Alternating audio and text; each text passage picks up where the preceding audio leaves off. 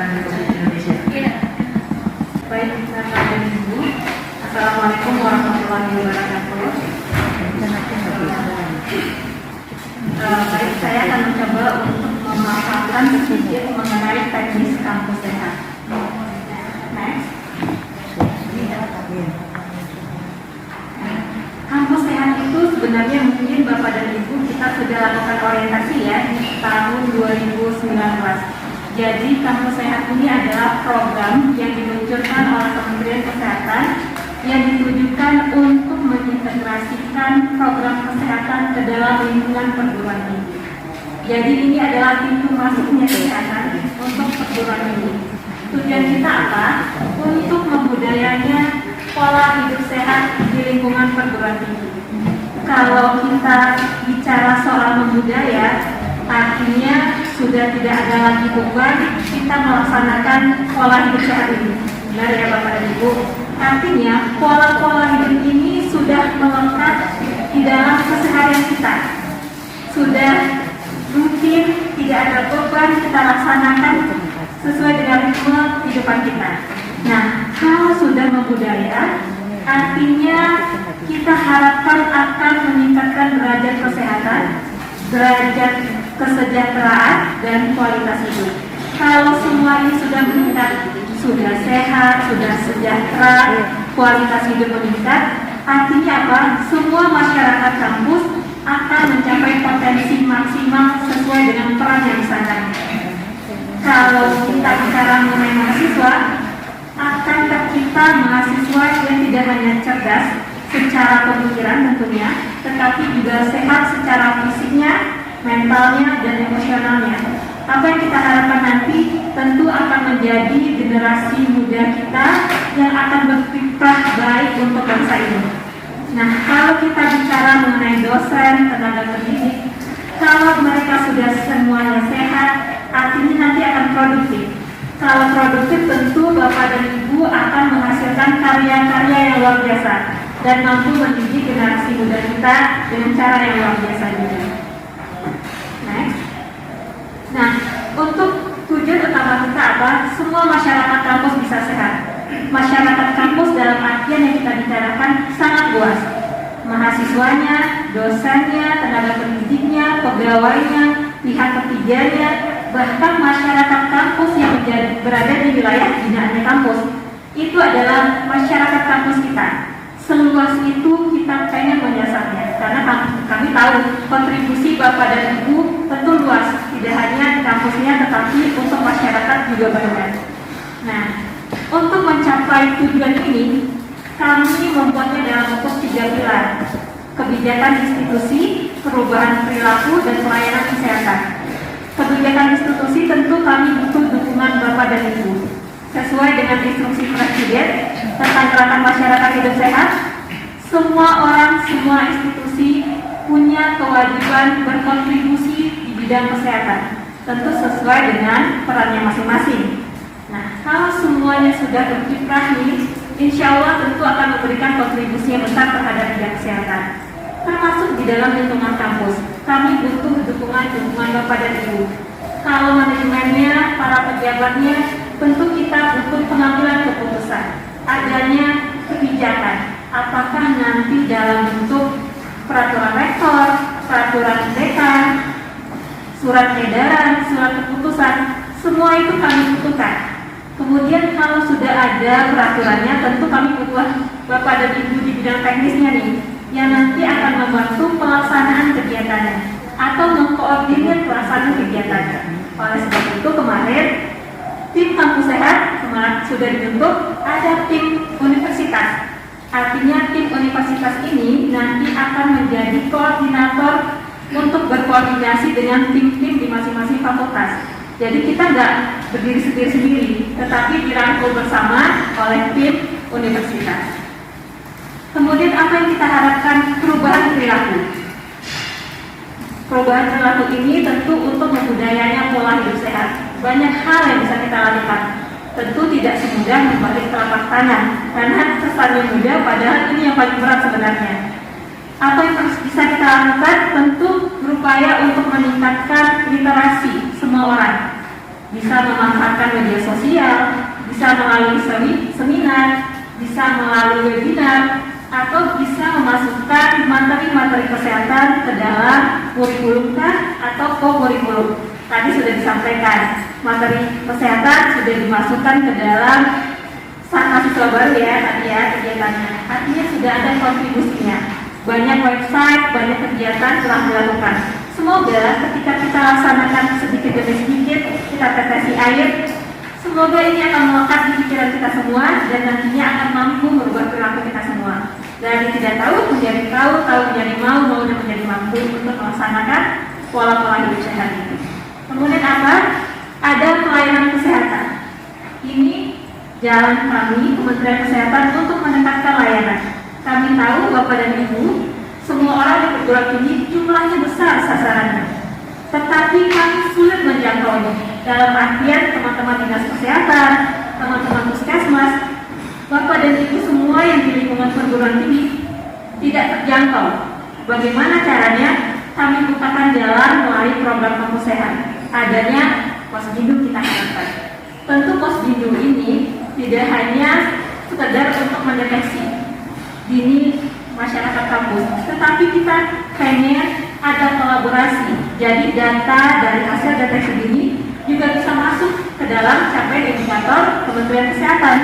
Itulah pentingnya kita berkolaborasi bersama di sini. Jadi semua orang terdeteksi, semua orang mengetahui kondisi tubuhnya, semua orang bisa kita lakukan konseling, edukasi, dan yang sakit bisa segera kita tata laksana.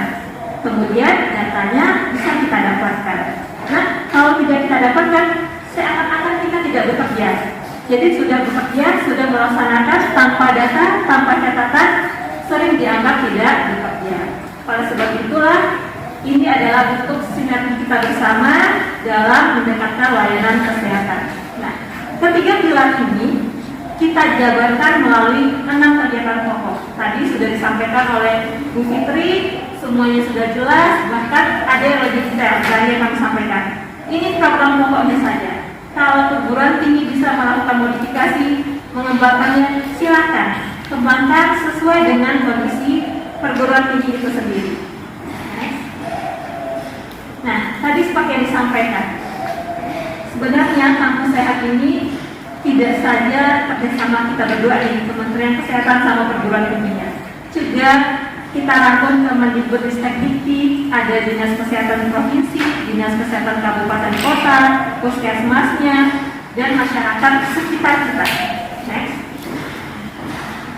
Nah, ketika program kita laksanakan, tentu supaya kita tahu seberapa jauh dampak dari program yang kita lakukan, kita perlu melakukan evaluasi.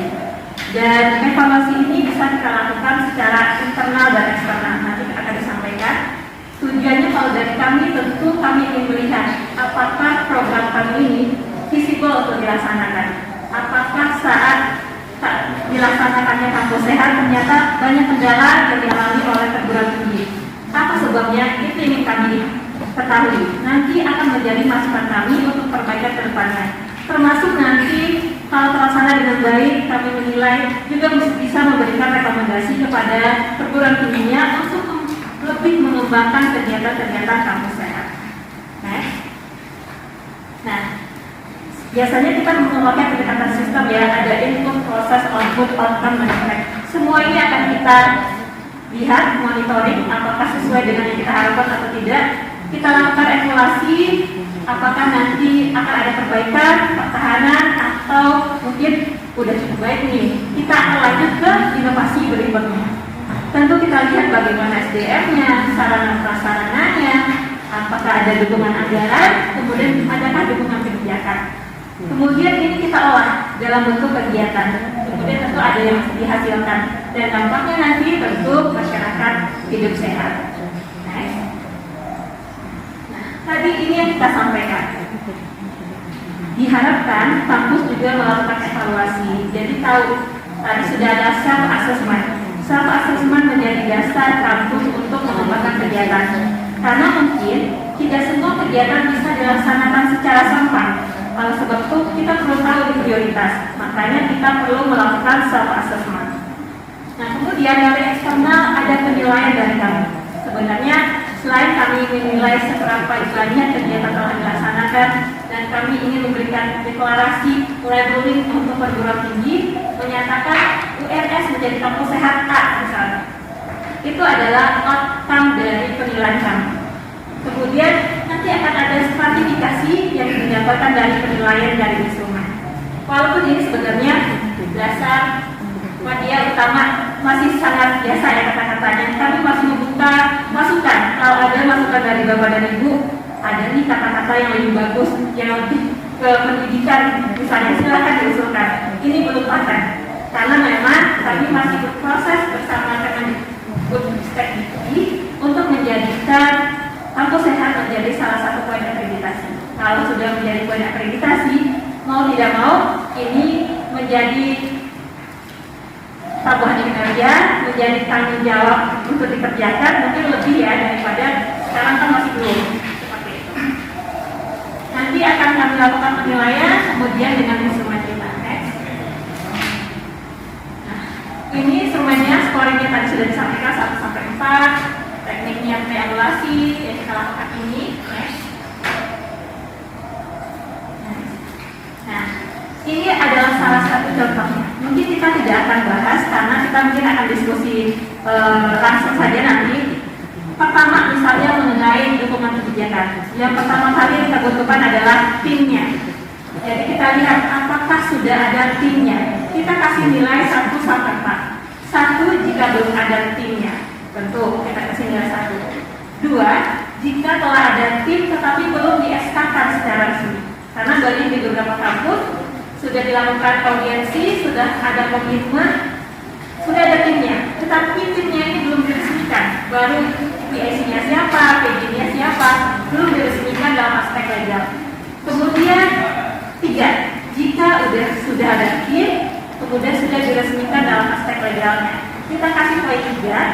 Kemudian 4, jika sudah ada tim, kita legalkan dalam aspek legal. Kemudian sudah dibagi tuh divisinya siapa-siapa saja. Kemudian di dalam SK-nya juga dijabarkan tupoksinya apa, tugas pokok dan fungsinya apa. Maka kita kasih nilai 4. Apa yang kita lihat? Tentu kita lihat ada tidak SK-nya perlu dibuktikan. Oh, SK-nya ini nomor sekian, nomor sekian. Itu akan kami lihat. Kemudian kami tanya, apakah Bapak dan Ibu yang ada di SK sudah terinfo belum? Sudah masuk tim? Bisa jadi dimasukin namanya ternyata Bapak dan Ibunya nggak tahu nih kalau sudah masuk tim. Nah, itu yang nanti akan kami cross check. Itu adalah salah satu contohnya. Mungkin bisa kami sampaikan penilaian ini sebenarnya bukan seperti penilaian akreditasi. Mungkin kita bisa diskusi santai saja nanti. Kita sama-sama ingin melakukan perbaikan ke depannya, masukan bagi kami, masukan bagi perguruan tinggi. Jadi kita santai, relax saja tanpa ada tekanan ya Bapak dan Ibu, karena ini masih awal, belum ada legalnya, masih kita upayakan, tapi kita ingin ada kontribusi terhadap bidang kesehatan. Semoga ini nanti akan bermanfaat dan menjadi amal ibadah bagi kita semua. Mungkin itu yang bisa saya sampaikan. Selanjutnya mungkin kita langsung ke penilaian saya. Terima kasih. Assalamualaikum warahmatullahi wabarakatuh.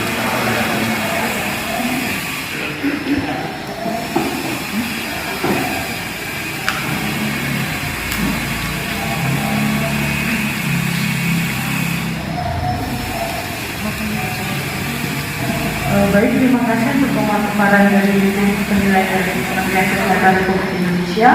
Untuk selanjutnya yaitu adalah mengenai teknis penilaian ya. Untuk teknis nanti akan seperti diskusi bersama. Mungkin akan dipandu oleh Dr. Fitri atau dari Kemenkes, monggo bisa dimulai dari sekarang.